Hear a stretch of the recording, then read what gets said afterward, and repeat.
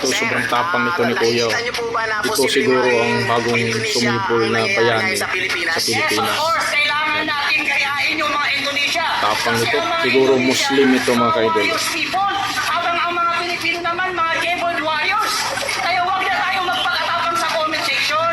Sumama na kayo dito mamayang 5:30 sa tribe. Ipaglalaban niya kahit ano pa mangyari sa buhay niya. Ipaglalaban niya at gusto niya matanggal yung korupsyon sa bansang Pilipinas.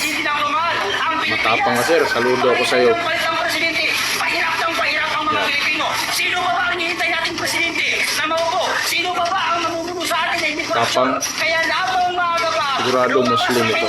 Kayain natin ang Indonesia. Kamagsakin natin ang gobyernong ito na puno Hindi ito NPA, hindi ito NPA. Talagang ipaglaban niya talaga.